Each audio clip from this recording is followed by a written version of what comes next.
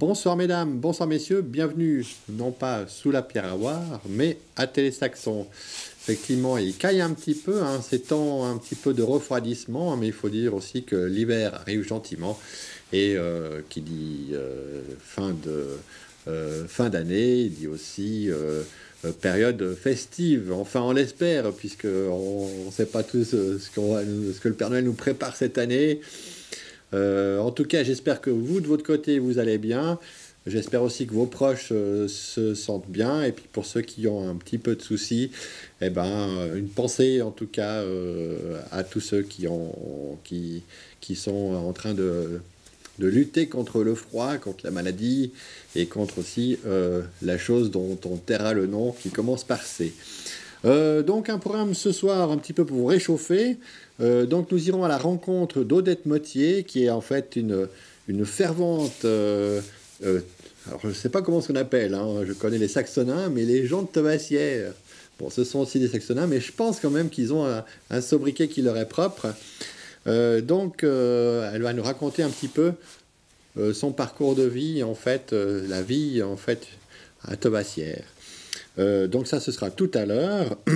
Ensuite, nous allons commencer par simplement, je sais qu'il y a beaucoup de choses qui sont fermées, mais donc la maison de commune ne l'est pas, et puis en fait, elle accueille en ces lieux une exposition. Donc si jamais vous passez à la commune, profitez de faire un petit tour dans les couloirs. Et puis là, il y a une superbe exposition. Donc on vous montre ça un petit peu en image. C'est parti.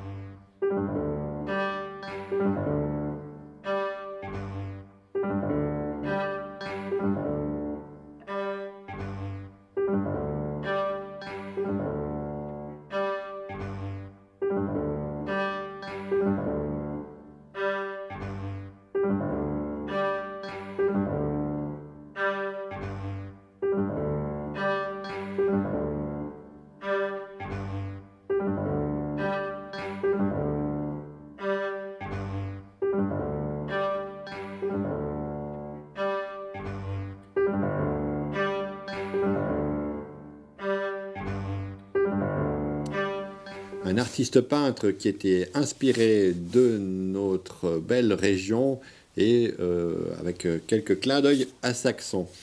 Donc n'hésitez pas à visiter cette exposition. J'ai vu tout à l'heure en remontant que le musée de Saxon allait tenter de rouvrir ses portes le 19 décembre.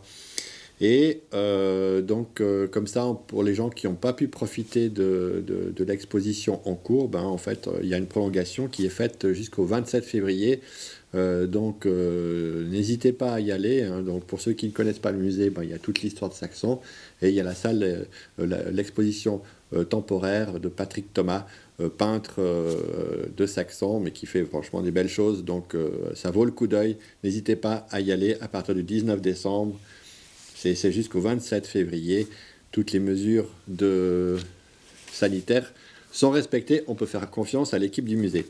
Bien sûr, comme on arrive en fin d'année, ben, pour ceux qui n'ont pas encore pensé à leur cadeau, si jamais il y a une suite du livre de Saxon-les-Bains écrit par Monsieur Montangero, en fait, qui fait en fait encore une analyse. Et voilà, on a vu ça il y a une semaine sur la Gazette. Donc on peut écrire pour recevoir un exemplaire, pour vite glisser ça sous le sapin avant Noël. Donc il faut écrire à Jacques avec un s.montangero@orange.fr. Donc je rappelle, jacques.montangero@orange.fr. Jacques Montangero qui est en fait alors l'arrière-petit-fils de Joseph Fama, personne qui a fait beaucoup pour Saxon, et notamment avec l'histoire des bains. Donc voilà pour le petit côté coup de pub. Et puis nous on va maintenant prendre on va regarder le reportage concocté par Patricia Vaudan, qui est partie à la rencontre donc d'Odette Mottier, une habitante de Saxon, mais plutôt de Tovassières. Elle a vécu sa jeunesse là-haut, elle va nous raconter toute son histoire. Et puis, donc vraiment une personne délicieuse. Et on vous invite à regarder ce magnifique reportage. Merci beaucoup, Patricia. Quant à moi, je vous retrouve le mois prochain, bien sûr, pour une nouvelle émission. Bonne soirée à tous, bonne fête.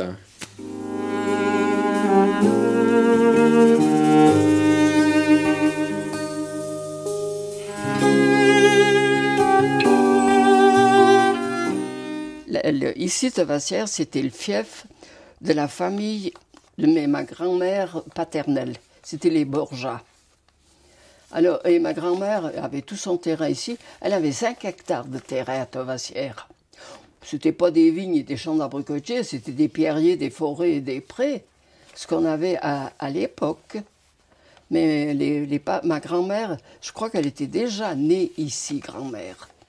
Alors la maison, là, c'était un frère de grand-mère. Pour moi, c'était un grand-oncle qui était menuisier charpentier comme on est à l'époque. Et puis je me rappelle toujours qu'il faisait des copeaux. J'avais le plaisir d'aller m'amuser dans les copeaux, dans ce qu'ils avaient raboté. Puis ça, c'était à la cuisine qu'il faisait. Mais ce vieux, je parle de 90 ans en arrière, il y avait une grande maison là au milieu, je vous montrerai le talus qu'il y a maintenant. C'était les Bruchers qui étaient là. Et c'est tout ce qu'il y avait ici. Il y avait un cousin de ma grand-mère, un vieux garçon aussi, Borja, qui habitait à côté. Puis autrement, il n'y avait personne. Il y avait toute la femme, c'était de la parenté de ma grand-mère. Les Auberson qui étaient là. La grand-maman Auberson, c'était une sœur de ma grand-mère. Et puis il y avait, dans cette grande maison où je dis qu'il y avait les Bruchers, il y avait encore des Goy, les grands-parents de Lévi Goy. Mais la grand-maman ou l'arrière-grand-maman, c'était aussi une Borja, parce que je me souviens qu'une tante à Lévi Goy venait chez nous, et puis elle appelait ma grand-mère Tante Marie. On a plus de détails sur la famille Mottier, dont leur fief était Sapin-Haut, parce qu'il y a un cousin qui a vraiment fait des recherches plus approfondies pour la famille. Alors on a beaucoup plus de détails sur la famille paternelle que sur la famille maternelle, donc de mon père. Et puis la petite maison ici à côté. C'était un oncle, un frère de ma grand-mère, Maurice Borja. Mais elle n'avait qu'un étage, c'était fait que... Et puis cet oncle, moi j'ai pas connu autre chose que mon oncle. Oui, c'était le père de Gédéon Borja. Gédéon Borja qui habitait près de l'école protestante. Il était aussi travailler le bois. C'était vraiment le métier de famille de travailler le bois. Mon père était charpentier. Encore une fois, comme on faisait l'apprentissage à l'époque, il avait fait l'apprentissage là avec son oncle. Le frère de sa mère, l'oncle Maurice, qui habitait là. Mais c'est pas comme on fait aujourd'hui, mais il se disait charpentier. Et il travaillait, toutes les charpentes qu'il y a par là, j'en ai vu et connu au village des charpentes. Je devais toujours aller porter le dîner, comme ça se faisait autrefois. dans une petite hotte, le dîner, et puis le bidon de la soupe à la main. J'allais jusque à la maison Feulé, marchand de fruits, Feulé au Pralon, jusque là-bas que j'allais porter le dîner à papa.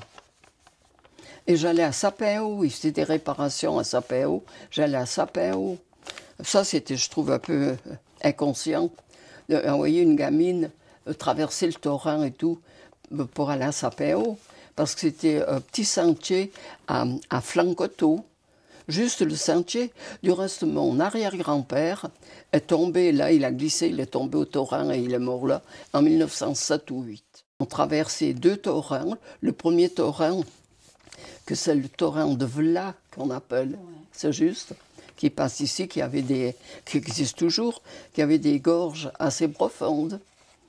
Et puis après, il y avait une bonne montée, puis ça partait une pente beaucoup plus douce. Il y avait un autre petit torrent, c'est le torrent des Croix.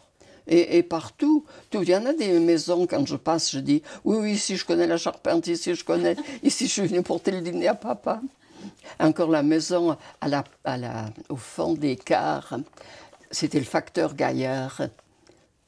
Henri Gaillard, Louis Gaillard. Et bien là aussi, j'ai le souvenir que papa faisait la charpente. C'est les souvenirs qu'on avait ici, et on n'avait pas grand-chose. On avait besoin de quelque chose, il fallait au village en commission. Alors on avait quoi, le billet, et puis la hotte. On prenait, en descendant à l'école, on portait la hotte au magasin avec le billet de commission. Et puis au magasin, ils nous préparaient les commissions, puis on prenait la hotte en montant. Mais il n'y a pas toujours eu des abricotiers. Il y en avait, mais peu. Mais il y avait des abricotiers. Mais c'était surtout des prés, parce que tout le monde avait du bétail. Ici, par exemple, c'était la grange écurie de mes parents, que je me souviens quand ils l'ont construite en 1928. Parce que la maison de mes parents, c'est la maison qu'a Véronique maintenant. Et puis la maison, le chalet avec les volets rouges, c'était ça, la grange écurie. Parce que à l'époque, l'écurie était plus importante que la maison. On ne peut pas dire autrement. Il fallait avoir du bétail pour vivre. Hein. Mais le four que vous avez là, il existait alors, déjà ou bien? Ça, on ne sait pas exactement, mais en tout cas 1700. Parce que c'est ce que m'expliquait un architecte qui travaillait à l'État du Valais, puis qui était responsable de ces anciennes constructions, des vieux moulins, des fours. Alors il m'avait expliqué le Valais se peuplait par la montagne. Les gens n'arrivaient pas par la plaine, les envahisseurs arrivaient par la montagne. Et puis ils s'arrêtaient là où ils trouvaient des pierres pour construire un four à pain. Et puis ils construisaient leur petite maison, comme on faisait à l'époque, 2-3 murs, puis un toit, puis fini. Il n'y avait pas tellement de pièces et de tout. Mais c'était le four à pain, et puis ça se construisait autour. Le four à pain était commun. C'était pas chacun son four. Ils appelaient ça un four banal. Il y en avait un, tu ne te rappelles pas, au Fa. Il y avait encore, que je me rappelle, mais il n'y avait plus que des ruines. Celui-ci, il était bien conservé. Et puis je pense que Champ-Laurent, je n'ai pas de souvenir qu'ils aient eu un four à pain. Je ne sais pas s'ils venaient aussi ici. C'est qu'autrefois, il n'y avait pas tellement de moyens de locomotion. Les gens trafiquaient à pied. Et puis, les routes n'existaient pas, les chemins n'existaient pas trop. On se créait même un chemin où on pouvait passer. Il n'y avait pas comme... c'était pas organisé comme maintenant, bien entendu. Et ici, moi, j'ai le souvenir que pendant la dernière guerre, dans 39-45, une ou deux fois, il y avait une famille, une dame plus âgée qui habitait ici, qui savait faire le pain. Parce que tout le monde ne savait pas faire la pâte pour le pain. Et puis le four a été allumé une ou deux fois pour le hameau.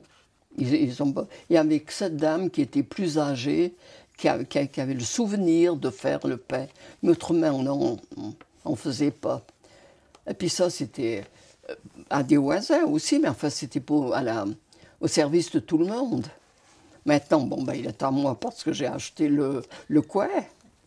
Puis j'y tiens.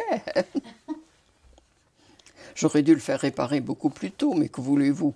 Il y a toujours autre chose. Je suis contente de le laisser en état, en disant en partant, je laisse quand même quelque chose en état. Mais il y avait déjà... Oui, il y avait encore du monde, parce que tout était habité. Il y avait... Dans cette grande maison qui était là au milieu, que je dis qui s'est effondrée.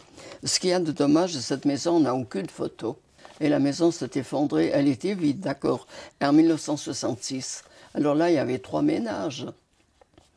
Et puis il y avait à côté de chez nous, là-bas, c'était les Auberçons. Mais eux habitaient ici l'été, puis l'hiver, ils étaient au village. Et puis ici, à côté, la maison, c'était un frère de ma grand-mère qui avait construit. Mais il avait l'âge de ma grand-mère, et ma grand-mère était de 1854. Vous voyez l'âge que ça pouvait déjà avoir. Au phare, on avait une construction aussi, et puis on avait 15 000 mètres en pré. C'était tout en pré, et puis il y avait un abricotier au milieu. Et puis des abricots, on appelait ça des Français, des abricots qui étaient un petit peu... Alors ça, quand j'étais un peu plus grande, j'avais 14-15 ans, on m'avait donné cet abricotier, parce que personne n'allait le ramasser. Alors pour que j'aille le ramasser, on me donnait les abricots.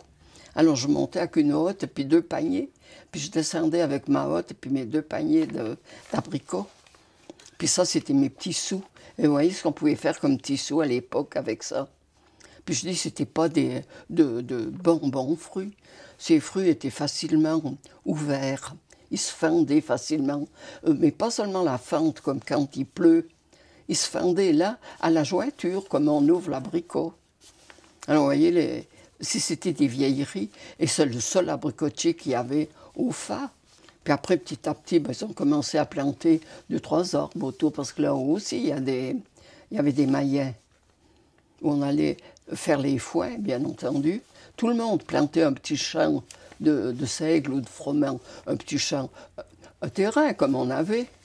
Puis ça, on amenait à la boulangerie pour faire moudre, et puis faire du pain. Et puis la viande, la boucherie, comme on faisait la boucherie, quand tu commençais à faire froid, parce que les frigos, congélateurs, ça n'existait pas.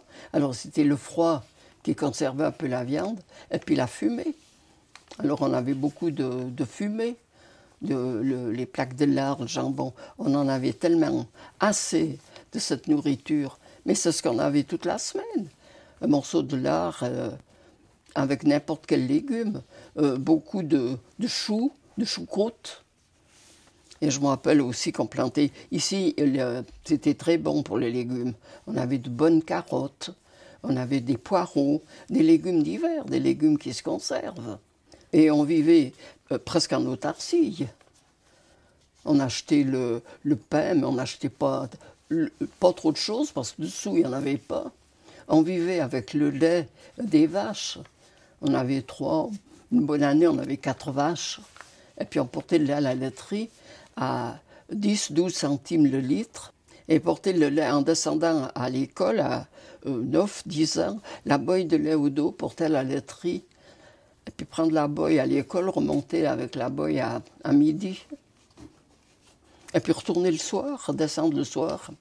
Quand on avait 3-4 vaches, il y avait plus que pour le ménage. On gardait ce qu'il fallait pour le ménage, mais le reste... Et puis ça, c'était l'argent qu'on avait pour vivre l'hiver.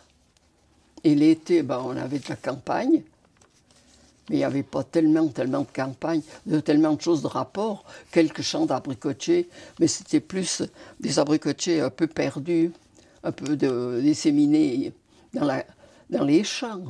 Bon, c'est des choses que pour vous, c'est du Moyen-Âge, mais moi j'ai vécu ça. Mais c'était vraiment le monde paysan, il n'y avait pas autre chose. Et puis les hommes, quand ils pouvaient trouver des journées, ils allaient en journée. L'hiver, faisaient des coupes de bois. La commune préparait toujours des coupes de bois. Et puis ils les vendaient, ils les vendaient aux enchères. Et puis chacun achetait la coupe de bois. Il y avait le forestier qui habitait à Champ-Laurent. Alors c'était toujours lui qui préparait, qui soignait bien les forêts à l'époque. Alors les arbres qui étaient un petit peu... On les enlevait pour que les autres puissent prospérer et tout. Mais on avait de belles forêts. Hein. Les hommes se mettaient à 2 ou 3, on disait ils achètent une coupe, puis ils allaient faire leur coupe de bois, puis ils la vendaient. Ils vendaient beaucoup chez Bompard à Martigny. Alors ils descendaient avec un cheval, et puis trois arbres, 3 bois, derrière le cheval, et puis à pied avec ça jusqu'à Martigny chez Bompard pour amener le bois. Et ça, c'était le revenu des paysans de l'époque, des gens de l'endroit. Puis au printemps, il fallait recommencer la campagne. Moi, je me rappelle qu'à l'école, ça coûtait 10 centimes un crayon. Mais des fois, on hésitait de demander 10 centimes aux parents pour acheter un crayon. 10 centimes, c'était 10 centimes. Et on faisait toujours les commissions pour ce cousin à côté qui était vieux garçon. On achetait un pain de 3 livres, 69 centimes. Et puis il donnait 70 centimes, mais il fallait lui ramener le centime. Et puis quand il avait réussi à mettre de côté 69 pièces de 1 centime, il fallait aller acheter le pain avec ça. Puis gamin, on n'osait pas aller à la boulangerie avec plein cornet de pièces d'1 centime. Alors ce jour-là, c'était toujours maman qui allait acheter le pain. Nous, on n'osait pas aller avec ce cornet de sous. Et puis ils insistaient quand même, on devait porter à la boulangerie en descendant à l'école, qu'ils puissent compter les centimes et puis reprendre le pain en montant pour ce cousin qui était tout seul. Et moi, je me souviens quand on a amené l'eau et l'électricité à la maison. Mon père est assez moderne pour ça. C'est pas lui qui se tire en arrière quand on pouvait amener un peu de confort, avec les moyens du bord. L'argent avait de la valeur, il n'y en avait pas à semer, mais avec les moyens du bord. Mais je me rappelle quand on a amené l'eau et l'électricité. C'est autour de 1928-29. Parce qu'on allait chercher l'eau là derrière, là où il y a maintenant les poubelles, le Moloch. On allait chercher l'eau avec des bidons, un arrosoir, un bidon. C'était l'eau qu'on avait pour le ménage. Et ici, le bassin que j'ai là devant la maison, il était là. Il y avait 2 bassins qu'on rinçait le linge et puis faisait boire les vaches. 2 fois par jour, on sortait les vaches pour boire. Mais cette eau qui venait, qui coulait continuellement, c'était une eau très calcaire. Comme on a beaucoup de tuf, il y a beaucoup d'eau calcaire. Alors cette eau n'allait pas pour le ménage. Les légumes avaient de la peine à cuire parce que c'était trop calcaire. Et puis le café ne prenait pas, on ne pouvait pas avoir du café. Alors on avait une autre source. Alors il y avait un tonneau, un vieux tonneau, puis on allait puiser l'eau dans ce tonneau pour l'eau du ménage, dans des bidons, des arrosoirs. Puis quand tout le monde avait passé, des fois le tonneau était vide. Il fallait attendre au lendemain pour avoir de nouveau un peu d'eau. Il fallait économiser l'eau. C'était bien, on n'avait pas trop besoin de se laver. En quelle année vous avez commencé à exploiter le tuf? Toujours. Ils ont toujours exploité le tuf ici, on peut pas savoir. Pour autant qu'on n'a pas trouvé la création du hameau, on ne peut pas dire. Parce qu'il y a toujours eu du tuf. Ça, je me souviens qu'on exploitait ces carrières de tuf, on était gamins, et puis on faisait sauter avec de la dynamite. Et puis quand c'était juste en dessus de Bonatry, juste ici sur les maisons, alors quand ils y mettaient une charge de dynamite, on entendait un criant qui criait « Attention, dynamite !» Alors on se cachait sous les murs, on se cachait partout, parce qu'il y avait les pierres qui arrivaient jusqu'ici. Après, quand ils ont trouvé autre chose, les pierres ne sautaient plus. Tandis que ça, les pierres explosaient, puis elles partaient des fois assez loin, suivant la charge qui avait été mise. Les premiers exploitants, je ne me souviens pas, mais après c'était un peu tombé, et puis après c'était Créton qui a pris la carrière d'ardoise à Sapin-Haut, et puis ici. Et puis toutes les tufs, les encadrements de la basilique de Saint-Maurice viennent d'ici. Ils étaient exploités et taillés sur place. C'était un Italien qui était tailleur de pierre. Et puis à ce moment-là, ils avaient amené l'électricité. L'électricité, on l'avait depuis 1928, mais une lampe à la cuisine, puis une lampe à la chambre, et puis 25 bougies, comme on disait à l'époque. C'est tout ce qu'il y avait. Puis après, ils ont amené, conduit jusqu'en haut, mais quand la carrière marchait, on avait l'électricité qui vibrait, qui bougeait. Et on pouvait avoir même pas un fer électrique, c'était pas assez fort. Je me rappelle du premier fer électrique, ça c'était quelque chose. Hein. Puis je vous parle pas de la première cuisinière. Ça c'était des choses extraordinaires qu'on n'avait jamais vues. C'est toutes des choses dont je me souviens. Donc c'est quand même encore de notre époque. Bon, j'ai 95 ans, c'est un fait. Il n'y a plus beaucoup qui se souviennent de tout ça. La chance que j'ai, c'est que j'ai bonne mémoire. Et la maison de mes grands-parents a été construite, j'ai jamais pu trouver non plus, entre 1896 et 1900. Mais j'ai pas pu trouver plus précis. Là, j'avais des points de repère, parce que la dernière sœur, donc la sœur qui était juste avant papa, était de 1896.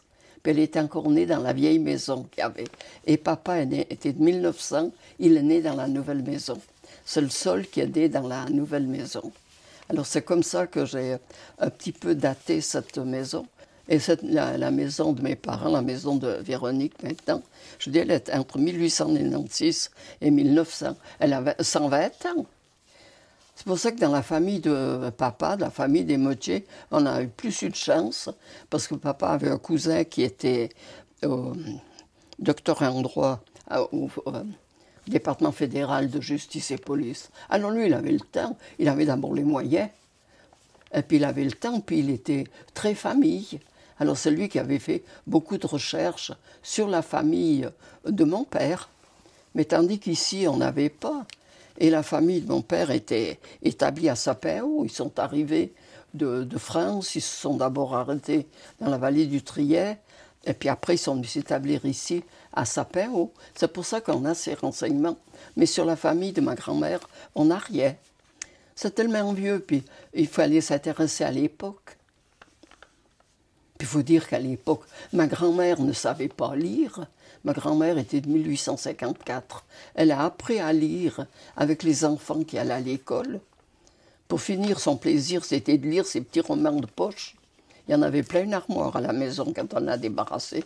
Les enfants, donc ses enfants, mes oncles et tantes, lui apportaient de ces petits livres qui coûtaient à l'époque 75-80 centimes. Et c'était le plaisir de grand-mère de lire ces petits livres. Et puis elle réussissait à lire en français, parce qu'elle n'a jamais parlé français, ma grand-mère. C'était tout patois. Avec ses enfants, elle n'a jamais dit un mot en français. Et mon père, avec ses frères et sœurs, j'ai jamais entendu parler français. Nous, on comprenait tout le patois, on n'a jamais su le parler, mais on comprenait tout à l'époque. Et ma grand-mère, qui vivait avec nous jusqu'à ce que j'avais 4 ans et demi, presque 5 ans, mais c'était tout patois qu'elle me parlait. Mais je t'ai montré la photo, j'adorais ma grand-mère. C'est rare qu'un enfant si jeune puisse avoir un souvenir que j'ai de ma grand-mère comme j'ai. Ah, je me souviens que ma grand-mère, c'était tout pour moi. Une cousine que vous avez connu Georgie Motier, vous m'avez dit. Donc c'est la sœur de Georgie, celle qui vient tout de suite après Georgie, qui a le même âge que moi. Elle se souvient aussi des grands-mères. Mais celle-là seule, on est les deux seuls à nous souvenir. Hein. Je vous récite encore la poésie que mon oncle Jules, qui était instituteur, avait écrit pour sa fille et pour moi, pour les Noëls de 1928. Parce que 1929, j'allais à l'école. Donc 1928, j'avais 4 ans. Eh ben, j'ai encore la poésie, je l'apprends à la petite fille ici dessous. J'ai dit, viens, je t'apprends la poésie. C'était l'oncle qui nous avait écrit ça. 4 lignes, d'accord, mais j'avais 4 ans. Ça fout les souvenirs, des souvenirs que les enfants d'aujourd'hui n'ont plus. On n'avait rien, on vivait ici. Moi, je ne me souviens pas qu'on descendait au village. Il fallait vraiment quelque chose d'extraordinaire pour qu'on aille au village. Mais on vivait ici, puis on était bien, on ne se plaignait pas. C'est comme maintenant, je ne cherche pas à descendre. Tout l'été, je suis descendu 4 fois. Et puis j'ai dit, maintenant, jusqu'au mois d'octobre, elle m'a dit, on va faire les commissions. J'ai dit, non, faites-vous les commissions, moi je reste ici. Je ne cherche pas à descendre. Et c'est ce qu'on avait, on ne cherchait pas. Puis après, ben, qu'est-ce que vous voulez, quand on est venu plus grand, qu'il fallait travailler, là, on n'avait pas le choix. Il fallait bien aller au village si on voulait avoir du travail et faire quelque chose. Puis je dis, aller désherber les fraises dans la plaine, à droite et à gauche. Puis tout à pied. Pas s'étonner si les jambes sont fichues. Et par là, il y avait une famille, la famille Bruchet. Il y avait 5 filles et un garçon. Les 3 dernières avaient à peu près donc la 3e fille avait 1 année de plus que moi. Et puis après, la 4e avait 3 ans de moins. Puis la dernière avait 6 ans de moins. Elle avait l'âge de ma sœur. Puis, mais les autres étaient autour de 1910, 1914, 1917. Les aînés étaient beaucoup plus âgés. Les familles s'étiraient plus en longueur. Il y avait plus d'enfants, et puis s'étiraient plus en longueur. Et on vivait ici entre nous, on jouait entre nous, on était là, et on ne se plaignait pas, on était heureux. La seule chose que je regrette, on n'a jamais fait partie ni d'une société, ni rien. Ça, je regrette un peu, mais c'était comme ça. Maman nous envoyait qu'à la messe et au chapelet, par ailleurs. C'était à la maison, c'était travailler à la maison, c'était faire. Et puis c'était surtout se coucher de bonne heure, parce qu'il fallait se lever de bonne heure le matin pour aller au travail. Parce que toute jeune, il fallait commencer. Moi, je vous dis, à 5 ans, je faisais les foins, les regains avec papa au fa. Et ce que je pouvais faire, mais je devais étendre le regain. Et puis, comme j'ai eu un serpent, que j'ai tellement eu peur, le lendemain, il m'avait fait un petit râteau. C'est pas que j'ai plus besoin d'aller au regain, mais j'ai eu le râteau plutôt que de prendre dans les bras. Alors j'avais un râteau à ma grandeur, mais il était à moi, hein. Il était sacré, mon râteau. Ça vous amuse, des souvenirs comme ça? Mais moi, je les ai vécus, hein. Puis à l'époque, on ne comptait pas le bois. On se chauffait qu'au bois, on allait chercher dans la forêt. Les forêts étaient propres, du reste, à l'époque. Il n'y avait pas comme maintenant que du bois qui se gâte, qui pourrit. Il n'y avait rien. Quand il y avait un arbre sec, on le prenait. Et puis pour avoir droit à prendre l'arbre sec, il fallait être bourgeois de la commune, parce que les forêts ne sont pas communales, elles sont bourgeoisiales. Alors si on n'était pas bourgeois, on n'avait pas le droit d'aller prendre du bois en douce. Puis après, jusqu'à la guerre, la vie était très dure parce qu'il y avait peu d'argent. Et puis à la déclaration de guerre, le 1er septembre 1939, la cueillette d'abricots était juste commencée. Puis c'était bon, il n'y avait pas les arbres qu'il y a maintenant, mais c'était une année de bonne cueillette.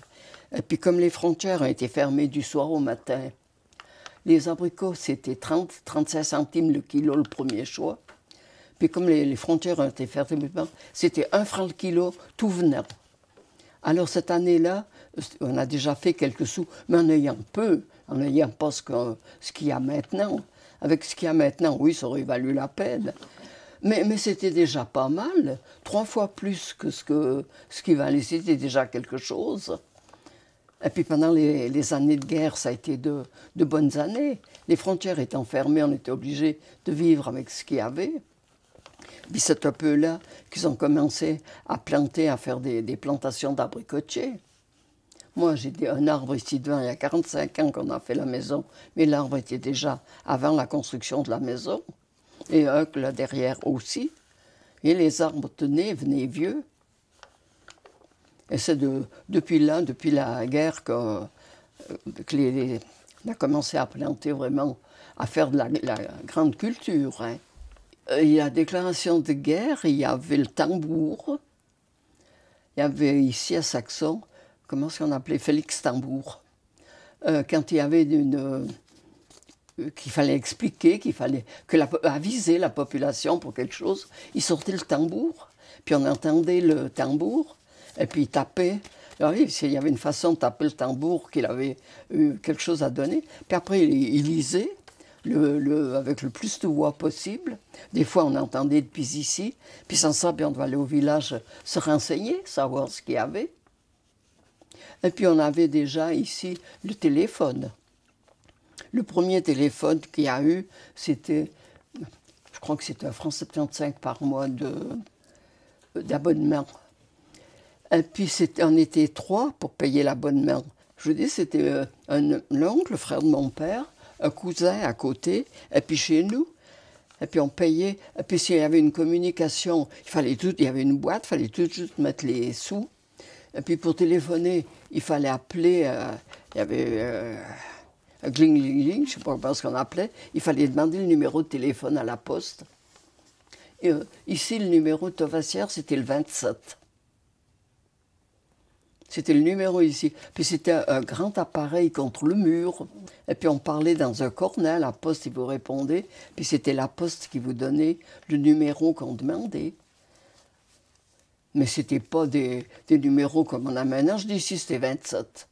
Alors c'était pas des numéros compliqués. Quand il y avait quelque chose, on devait aller faire les commissions, soit à Champ-Laurent, soit à Combéranger, à Bonatry, partout par là dans les alentours. Si quelqu'un avait téléphoné, on devait aller faire les commissions, dire ce qu'il voulait. Puis les gens venaient pas volontiers rappeler et téléphoner. Il fallait payer d'abord. Même que c'était... mais c'était à l'époque, quoi. Et puis tout le monde ne savait pas téléphoner. Tout le monde ne savait pas parler dans cet appareil. On ne savait pas à quoi on parlait. Nous, on a été habitués depuis gamin de voir téléphoner, de voir... Puis on avait un cousin, ça c'est une anecdote, j'ose dire. Oui, oui. Il était président de la société de laiterie. Puis il était, bon, on aimait beaucoup, adorable, comme tous cousins. Et puis on lui téléphonait souvent pour la laiterie. Alors il venait, quand il répondait, c'était toujours « N'est-ce pas, vous comprenez bien sûr ?» Alors on était assis au fond de l'escalier, puis on éclatait de rire, et on attendait qu'il dise « N'est-ce pas, vous comprenez bien sûr ?» Et le téléphone, il était là-bas à la maison chez mes parents, mais on entendait sonner dans tout le hameau quand il sonnait. Mais on était peu de monde, on était quand même une quinzaine de personnes à demeure ici. Si. Tandis que moi, je suis la seule vraie autochtone qui reste. Oui, puis il y a Véronique qui y tient aussi, hein. Elle y tient. Mais autrement, c'est tout des ajouts qu'on a par là maintenant. C'est vrai, il n'y a plus... Oui, il y a encore Alain, que le grand-père, l'arrière-grand-père était d'ici, était au Berson. Alors la maman au Berson, c'était une sœur de ma grand-mère. Alors vous voyez, c'était déjà aussi une bourgeoise. Et puis à l'école, on descendait le matin, on remontait dîner, on redescendait l'après-midi. En haut, en bas, à pied. Et on était plus souvent à l'école l'hiver avec les pieds mouillés toute la journée qu'au sec. Les socs, les bas de laine, puis quand même les pieds mouillés quand on avait dû traverser dans la neige et tout depuis ici. Non, parce qu'il n'y avait pas de route. Non, la route, il y avait un sentier un peu plus qui pouvait passer avec un cheval. Et puis un bois, un billon accroché derrière. Puis autrement, on avait des raccourcis. Ça partait là vers le torrent du bas, puis ça arrivait juste ici sous les maisons. Mais sur la neige, un peu de luge. Ah oui, ça c'était partie de plaisir. On partait à l'école le matin à 8 h, 2 minutes, on était en bas avec la luge. On avait le temps de remonter encore une fois jusque sous la maison, il ne fallait pas que les parents nous voient. Et puis on repartait depuis sous la maison avec la luge. Ça c'était vraiment l'hiver. Il fallait tirer en haut la luge après, oui. Mais c'était le plaisir, hein. C'était ce qu'on avait. Et on réclamait rien d'autre. Et puis il faut dire qu'à l'époque, on était tous pareils. À l'époque, on était tous en tablier. Et puis des socs, il y en avait. Il n'y avait pas rien que nous. Vous savez ce que c'est, les socs? Oui, oui, c'est sabots de bois. Oui. Il n'y avait pas que nous qui avions ça avec des clous. Puis tous les soirs, papa contrôlait qu'on n'ait pas perdu les clous, puis remettait les clous. Je vois encore ce qu'on appelait la dame au coin de la cuisine, où on mettait le soulier dessus pour clouer. Et puis la boîte des clous à côté.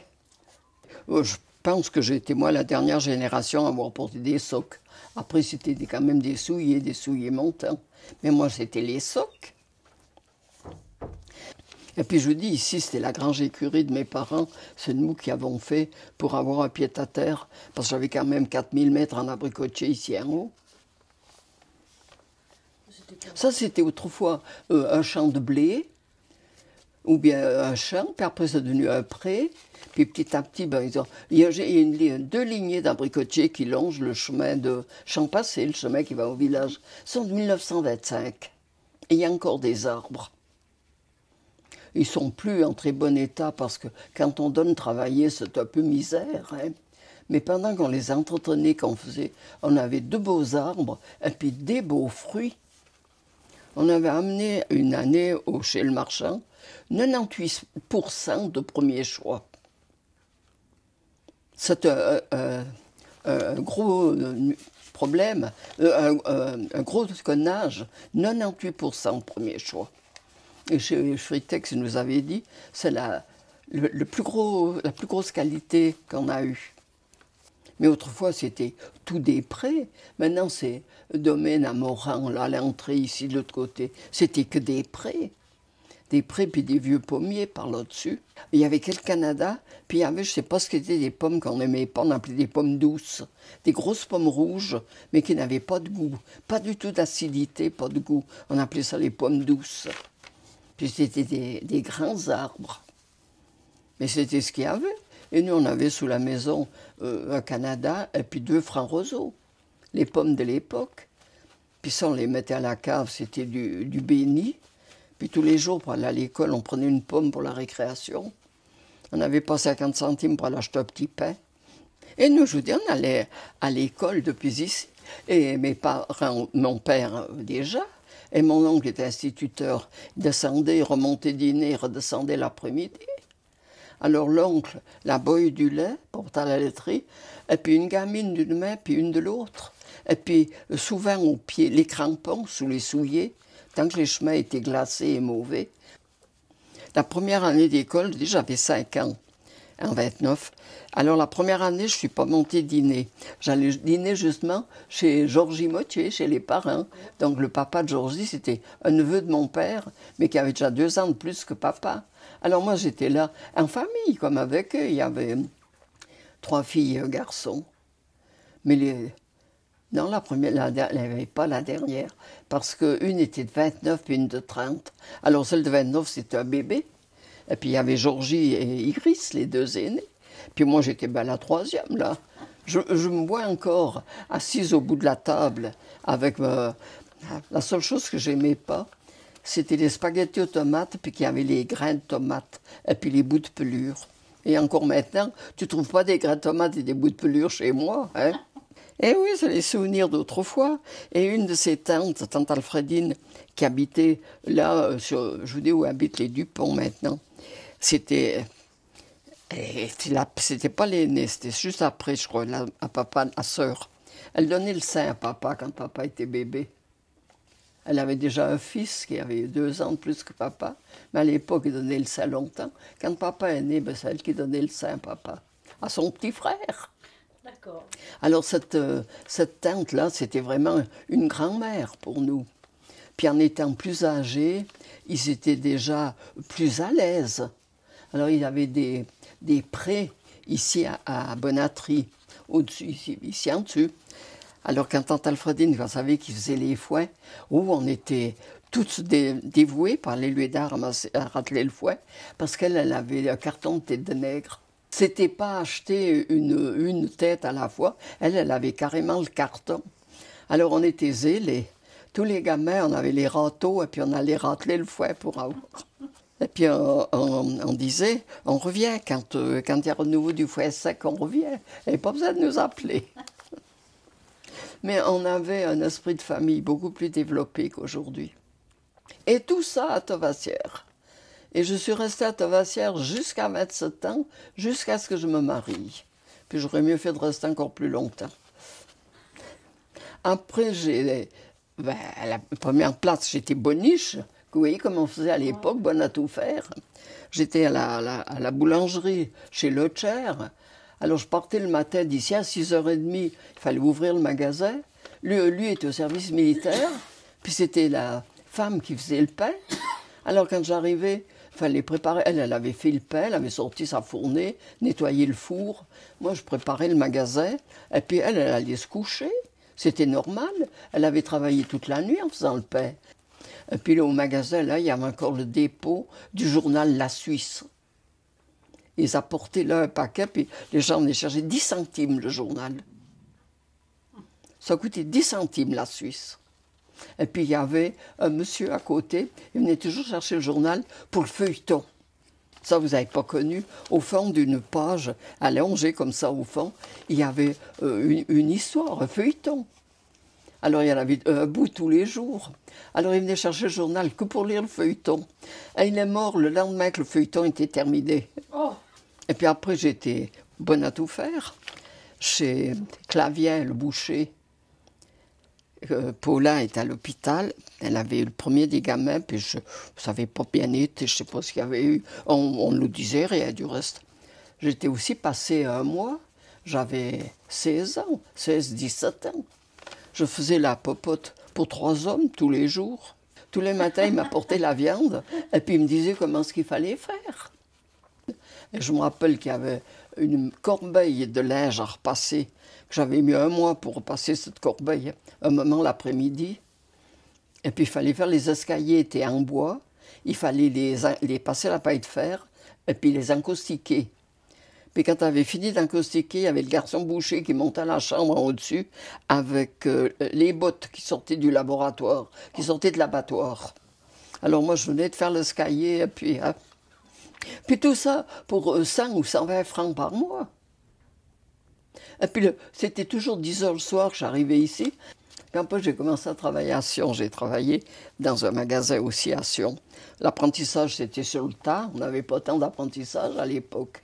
Aussi pour 100 francs par mois, de 7h30 le matin à 7h le soir, 3/4 d'heure pour dîner. Et puis 100 francs, puis même pas 100 francs, ils retenaient encore l'assurance accident. L'assurance maladie, j'étais déjà, ici c'était le secours mutuel à l'époque. Maintenant c'est la mutuelle, mais avant c'était le secours mutuel. Alors ça, j'avais déjà ici depuis toute petite. Alors, ils retenaient encore l'assurance accident, 1 franc et quelques, mais sur 100 francs, c'était une somme. Puis tu arrives toute contente le samedi soir à la maison, porter les 100 francs à la fin du mois. Et puis on te donnait juste l'argent pour l'abonnement du train. C'était pas tous les jours aller boire le café. Alors, cette poésie, on peut la savoir? Ah oui, un tout petit oiseau caché dans le bouleau disait « Bonne nouvelle, que la journée est belle. Aujourd'hui c'est Noël. Moineau, merle, pinson, redites vos chansons. » Bravo. Elle n'est pas jolie, ma poésie. J'ai dit à ma petite Terry Rose, tu viendras, je veux te l'apprendre, ma poésie. Et j'avais 4 ans quand j'ai appris ça. Et ça, c'est l'oncle Jules, le papa de Monique, qui avait écrit pour Monique et pour moi la poésie. Oui, mon petit oiseau caché dans le bouleau, je ne l'ai pas oublié. Et ça, je l'avais apprise à Claude. À mes neveux chez Vidre, ils ont tous appris cette poésie. Quand je les ai venus, je vous apprends la poésie. Mais vous voyez, je vous raconte ça comme de bons souvenirs. La vie était dure, on n'avait rien, mais je n'ai pas d'aigreur. Je dis toujours c'était une bonne vie.